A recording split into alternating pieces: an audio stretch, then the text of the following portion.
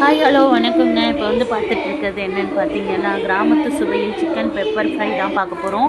கடாயில் எண்ணெய் விட்டு உங்களுக்கு வதக்கிறதுக்கு தேவையான கடுகு, சோம்பு, சீரகம், அதுக்கப்புறம் ஏலக்காய், ஸ்டாரு, பட்டை, லவங்கம் இந்த மாதிரி நம்மளுக்கு என்னென்ன ஃப்ளேவர்ஸ் வேணுமோ நம்ம அதெல்லாமே ஆட் பண்ணிக்கலாம்.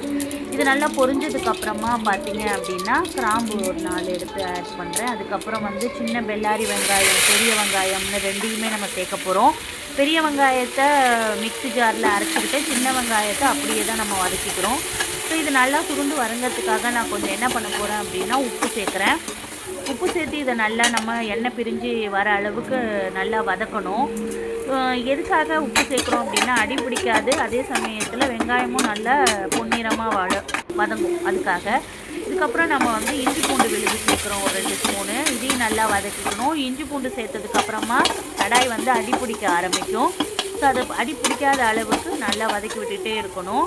இதுக்கப்புறம் நம்ம என்ன பண்ணணும்னா தக்காளி அரைச்சி வச்சுருக்கோம் ஒரு 2 தக்காளி, முழு தக்காளி. அந்த தக்காளி விழுது அதில் சேர்க்குறோம். அது இப்போ நம்ம எல்லாத்தையும் சேர்த்து ஒன்று கலந்து வதக்குறோம். இப்போ இந்த மாதிரி சமயத்தில் என்ன ஆகும் அப்படின்னா நம்ம வதக்காமல் இருந்தோம்னா அடி பிடிக்கும்.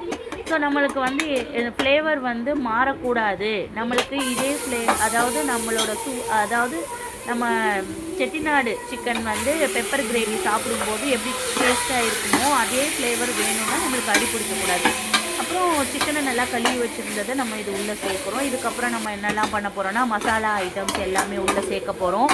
இப்போ சேர்க்க போகிற மசாலா ஐட்டம் எல்லாமுமே வந்து நிரஞ்சன் மசாலா பிராண்டுங்க. இது வந்து பார்த்திங்கன்னா ஹோம்மேடாக வீட்டிலேருந்தே நாங்கள் ரெடி பண்ணி கொடுத்துட்ருக்கோம்.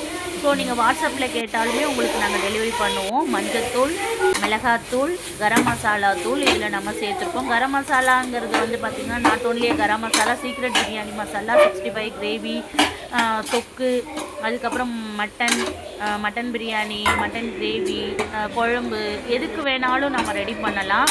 ஸோ எதுக்கு வேணாலும் அதை யூஸ் பண்ணிக்கலாம். இந்த சமயத்தில் தேவையான அளவு தண்ணி சேர்த்து நம்ம வதக்கி விட்டுக்கிறோம். இப்போ இந்த சமயத்தில் என்ன பண்ணுறோம் அப்படின்னா தண்ணி நல்லா வத்துற அளவுக்கு நம்ம வதக்கிட்டு அதுக்கப்புறம் வந்து என்ன பண்ணுறோம் மேலே வந்து மூடி போட்டு சேர்க்க போகிறோம்.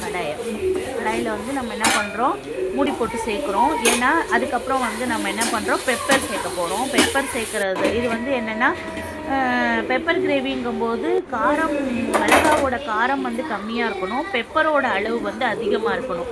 ஸோ எண்ணெய் பிரிஞ்சு வருது பாருங்கள். இந்த சமயத்தில் நம்ம என்ன பண்ணுறோன்னா நல்லா வதக்கி விடுறோம். வதக்கி விட்டுட்டு அதுக்கப்புறம் திரும்ப அகைன் வந்து நம்ம அதுக்கு ஒரு மூடி போடுறோம். மூடி போடும்போது என்ன ஆகும் அப்படின்னா அந்த வேர்வை வெளியில் போகாமல் அது உள்ளேயே அது டம்ப் பண்ணி வச்சுக்கும். ஈஸியாக வந்து சீக்கிரமும் அது வெந்துடும். அதுக்காக தான் நம்ம மூடி போட்டு வேக வைக்கணும்பாங்க. அதே சமயத்தில் நம்ம அடிப்பிடிக்காமையும் அப்பப்போ கிளறி விட்டுட்டே இருக்கணும். இப்போ வந்து பார்த்திங்கன்னா நல்லா திரண்டு வந்திருக்கு, உங்களுக்கே நல்லா தெரியும், நல்லா கொதிச்சு வந்திருக்கு. இந்த சமயத்தில் நம்ம ஏற்கனவே கொஞ்சம் உப்பு சேர்த்தோம் இல்லைங்களா, இப்போ கொஞ்சம் உப்பு சேர்த்துட்டு கொஞ்சமாக வந்து ஸ்வீட் சேர்க்க போகிறோம். அதாவது சர்க்கரை இருந்தாலும் சேர்க்கலாம், வெல்லம் இருந்தாலும் சேர்க்கலாம். இந்த சமயத்தில் இது சேர்க்கும்போது என்னென்னா சர்க்கரை வந்து என்னென்னா கறியை வந்து ஹார்டாக இல்லாமல் கொஞ்சம் சாஃப்ட் கொடுக்கறதுக்கு வெரி யூஸ்ஃபுல்லாக இருக்கும். ஸோ இப்போ நம்ம இதை சேர்த்துட்டு நல்லாவே வதக்கி விட்டுக்கிறோம். திரும்பவும் நம்ம என்ன பண்ணுறோம் அப்படின்னா அடிப்பிடிக்காமல் பார்த்துக்க போகிறோம்.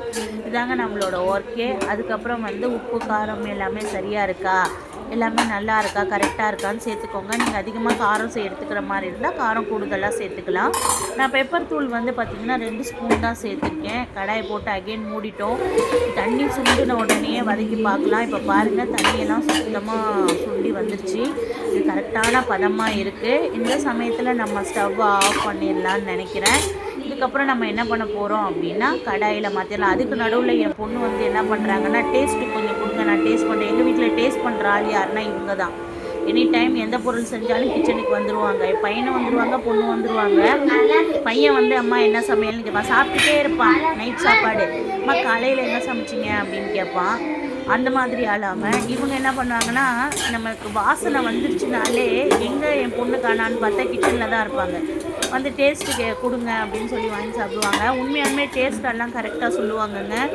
என்ன காரம் இருக்கா, காரம் ஜாஸ்தி இருக்கா, கம்மியாக இருக்கா, உப்பு இருக்கா எல்லாத்தையும் கேட்பாங்க. அதுக்குள்ளே டேஸ்ட்டு நல்லா இருக்குன்னு நோட்டி தட்டை எடுத்துகிட்டு வந்து எனக்கு ஒரு பீஸ் கொடுங்கன்னு சொல்லி வாங்கிட்டு போயிட்டாங்க. ஸோ கரெக்டாக ரெடி ஆகிடுச்சுங்க. நீங்களும் செஞ்சு பாருங்கள், சூப்பராக இருக்கும்.